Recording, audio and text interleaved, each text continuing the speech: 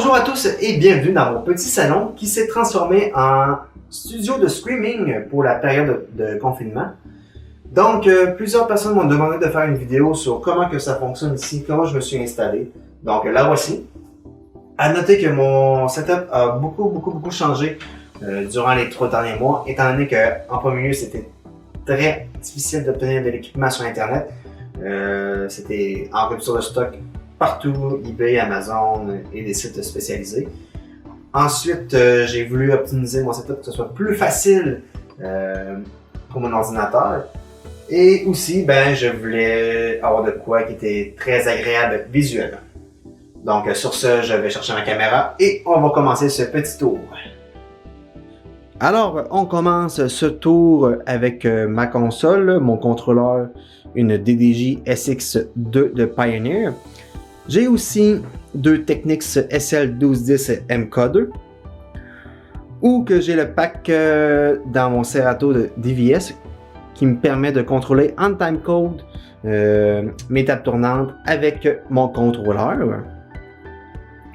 Ensuite, j'ai mon MacBook Pro qui a Serato DJ Pro. À noter que je ne stream pas avec ce MacBook Pro là, il y a seulement Serato qui fonctionne dessus. Alors, on continue encore avec tout ce qui est côté son. Ici, j'ai mon micro, un Shure PGA27 qui est envoyé, le son est envoyé dans mon switcher vidéo. Juste ici, mais je vous en parlais plus tard, qui contrôle tout le son. Et comme PA, j'ai une QSC K12.2 avec un petit subwoofer LX12P. Donc c'est ce qui conclut pour le son. On va aller voir l'éclairage maintenant. L'éclairage est contrôlé par cet ordinateur-là qui a le logiciel Onyx. J'ai pour commencer en background 4 Chauvet Slimpar T6 USB. C'est ça qui fait mon background. Et par la suite, j'ai mes fameux LED, mes pixels LED, mes barres. Je vais les allumer dans quelques instants. Ça, c'est des barres LED chinois. Il y a 40 pixels RGB dans chacune des barres. Donc, si j'allume ça, juste ici. Et voilà. Donc, le tout est contrôlé avec mon ordinateur ici. Donc, on peut voir un peu les pixels à l'intérieur. Et voilà, ça c'est des pixels RGB. Il y en a 40 dans chaque. Donc, quel fun, c'est que grâce à ma console ici, la M-Touch, je suis capable d'écrire des programmes différents qui vont jouer sur le beat, sur la vitesse. Comme vous voyez ici, je fais un petit effet. On voit que... Pas celui-là, ici. On voit que ça bouge. Et j'ai fait différentes chases aléatoires. Puis j'ai un bouton beat que je peux synchroniser avec le tempo, le beat, le BPM de ma musique en même temps. Donc c'est ce qui permet de faire de quoi de vraiment nice. Et voilà. Donc je vais éteindre ça parce que les fans des barres LED sont assez bruyants. Pas. Et à noter que je ne connais pas la marque de ces barres LED là. Ils n'ont aucune marque, c'est pas marqué. C'est chinois, donc c'est assez facile à trouver sur le web. Alright, donc maintenant on va aller voir tout ce qui est côté vidéo. Donc ma caméra principale maintenant c'est une Panasonic HDC TM700 qui file en 1080p. Avant que j'aille mes cartes de capture, j'utilisais un vieux iPhone 6S pour me filmer, mais ça prenait beaucoup d'énergie à l'ordinateur, donc c'est pour ça que j'ai changé maintenant. J'ai aussi une deuxième caméra ici, qui est une GoPro Hero 8. Avant, j'avais aussi une caméra collée sur le plafond qui pointait mon contrôleur. C'était une vieille webcam Logitech qui filmait en 720p. Donc j'ai retiré maintenant tout ce qui était USB parce que ça prenait beaucoup de CPU à mon ordinateur.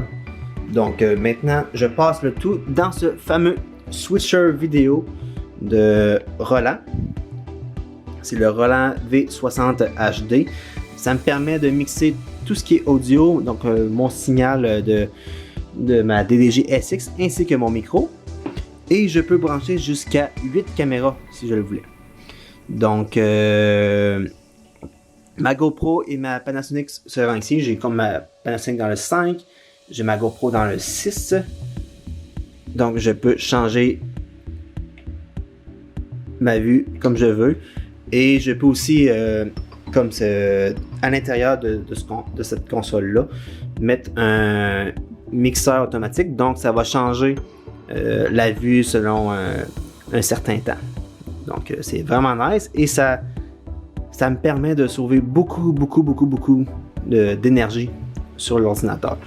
Parlant d'ordinateur, on va aller voir. Donc j'ai un out HDMI qui sort de la Roland et qui s'en va jusqu'à dans mon studio. Dans le iMac ici. Et qui rentre avec ma carte Ultra Studio Mini Recorder de Blackmagic Design. C'est une carte de capture en Thunderbolt. Donc ça sauve beaucoup de CPU. Donc vous voyez maintenant j'ai mon CPU qui est utilisé 3.5%. C'est vraiment pas beaucoup. Avant là, avec tout ce qui était USB, je faisais rien puis ça montait à 30-40%. Donc belle optimisation à ce niveau-là. Donc c'est dans ce iMac là que j'ai mon OBS, mon Streamlabs et que j'ai mon gestionnaire de stream parce que j'ai un output pour un deuxième écran. Output VGA qui s'en va sur l'écran ici. Donc c'est la même affaire que sur le iMac, c'est juste que à partir je peux contrôler mon iMac à partir d'ici et voir tout ce que je fais.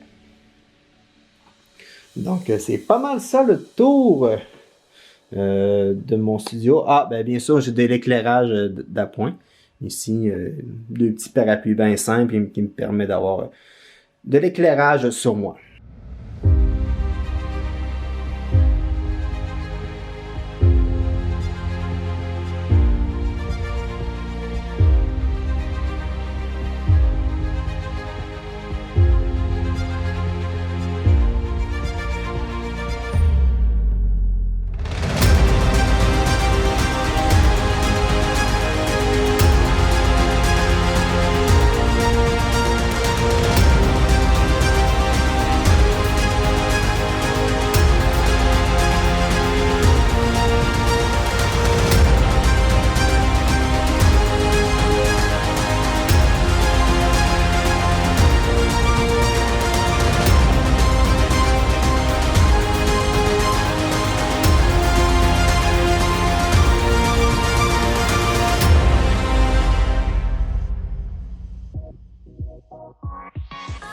Alors, c'est ce qui met fin à cette petite visite guidée de mon studio de streaming. Un gros merci à Équation SE, une entreprise de Québec spécialisée dans la location d'équipements d'éclairage, de sonorisation, de vidéo, de scène, qui m'ont prêté beaucoup d'équipements lors de la période de confinement. Donc, si vous avez des besoins techniques, allez voir leur site web. Je vais mettre leur lien dans la description de la vidéo. Et si jamais vous avez des questions, que ce soit sur mon setup ou d'autres aspects du streaming, n'hésitez pas à me les poser en commentaire ou directement sur Facebook, ça va me faire plaisir d'y répondre. Et sur ce, on se revoit à mon prochain live.